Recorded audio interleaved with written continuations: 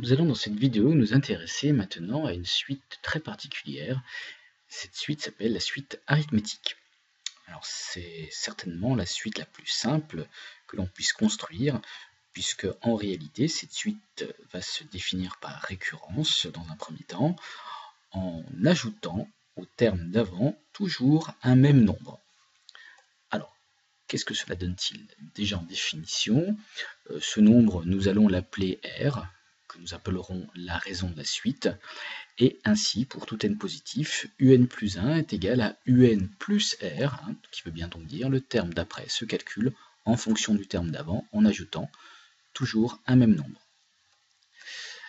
La donnée du premier terme, bien entendu, et la raison déterminent toutes les valeurs de la suite.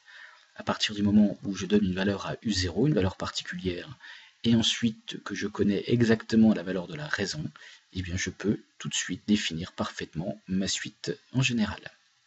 Prenons un exemple, UN, la suite arithmétique de premier terme 5 et de raison moins 2, eh bien ça veut dire que nous commençons à 5, et puis pour calculer le terme d'après, eh bien nous ajoutons au terme d'avant la valeur moins 2 qui est la raison, ce qui nous donne que U0 égale U1, pardon, top, ce qui nous donne U1 égale U0 moins 2, donc U1 égale 3, et si je veux calculer U2, eh bien ce sera U1 moins 2, c'est-à-dire 3 moins 2, 1, etc., etc. Pour démontrer qu'une suite est arithmétique, tout simplement, eh bien, il suffit de montrer que la différence un plus 1 moins un est toujours égal à un même nombre, ce nombre définissant bien entendu la raison. Par exemple, ici, la suite n'est pas définie par récurrence, mais sous une forme explicite, sous la forme un égale 3n plus 1. Alors, on peut se poser la question de savoir si elle est arithmétique. Pour cela, nous pourrions calculer les premiers termes de la suite. Alors, U0, je remplace n par 0, je trouve 1. U1, je trouve 4, U2 en remplaçant n par 2, je trouve 7. Et on pourrait se dire, tiens, effectivement, pour passer de U0 à U1, puis de U1 à U2, j'ajoute toujours le même nombre, qui semble être 3. Ceci n'est qu'une observation, une conjecture, nous allons maintenant le démontrer. Pour cela, nous allons calculer un plus 1, ce qui nous fait en remplaçant n par n plus 1, 3 fois n plus 3 plus 1, ce qui nous fait 3n plus 4. Et ainsi calculer la différence un plus 1 moins un, donc 3n plus 4 moins 3n plus 1, et nous nous apercevons que cette différence, quelle que soit la valeur de n, vaut toujours 3. Ceci nous permet d'affirmer que la suite un est une suite arithmétique de raison 3. Le premier terme est donné par le calcul de U0 qui ici vaut 1. Posons-nous maintenant la même question avec la suite Vn, définie par Vn égale n carré plus 1, est-elle arithmétique? Je calcule quelques termes de la suite, V0 égale 1, V1 égale 2, V2 égale 5. Ici, inutile de démontrer que la suite est arithmétique. Par un contre-exemple évident, elle ne l'est clairement pas, puisque pour passer de V0 à V1, nous ajoutons 1, alors que pour passer de V1 à V2, nous ajoutons 3, ce qui contredit le fait que la suite puisse être arithmétique. Donc, aucune démonstration plus compliquée à faire. Maintenant, voici quelques résultats à savoir.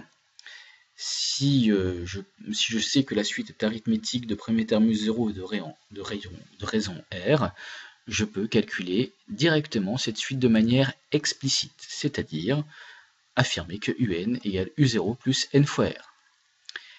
Nous pouvons commencer par un terme différent de rang 0, par exemple un terme de rang P, et dire que un égale UP plus n-P fois R. Par exemple, si je définis la suite arithmétique de raison 3 et de premier terme U0 égale 12, je cherche à calculer le terme de rang 50.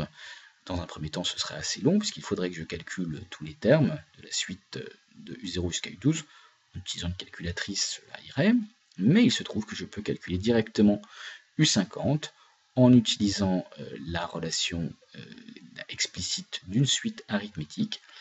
U50 égale U0 plus 50 fois R. Je connais U0, c'est 12. je connais R qui est 3, et ainsi je peux calculer U50 qui est 162.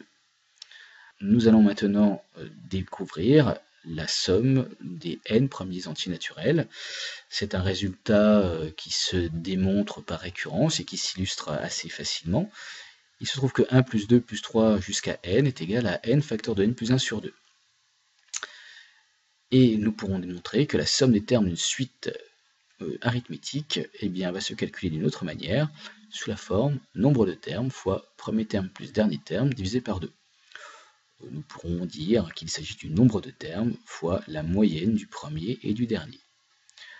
Alors pour démontrer ici, pour illustrer le calcul de la somme des n premiers entiers naturels, il suffit d'écrire la somme de 1 jusqu'à n, puis de la réécrire en dessous, mais de n jusqu'à 1, en sommant astucieusement de terme à terme. Nous avons 1 plus n, 2 plus n moins 1, 3 plus n moins 2. En fait, toutes ces sommes sont égales à n plus 1. Nous avons donc ici n termes, tous égaux à n plus 1, ce qui veut dire que 2 fois Sn est égal à n fois n plus 1. Et nous retrouvons ainsi que Sn égale n facteur de n plus 1 sur 2. Exemple, si nous définissons la suite un qui est arithmétique de raison 2 et de premier terme u0 égale 1, je vais calculer la somme des 5 premiers termes. J'ai donc 5 termes, qui sont u0 plus u1 plus u2 plus u3 plus u4, ce qui fait bien 5 termes. Et donc S4 égale nombre de termes 5 fois moyenne du premier avec le dernier, c'est-à-dire u0 plus u4 divisé par 2. Il faut donc que je calcule u4. U4, j'utilise la relation explicite, u0 plus n fois r, u0 étant égal à 1, la raison étant égale à 2, ce qui me donne donc S4 égale 25. J'aurais pu calculer tous ces termes, puisque la somme n'est pas très grande, mais ici nous utilisons directement la formule. Merci pour votre attention, et sachez que les démonstrations se feront en cours.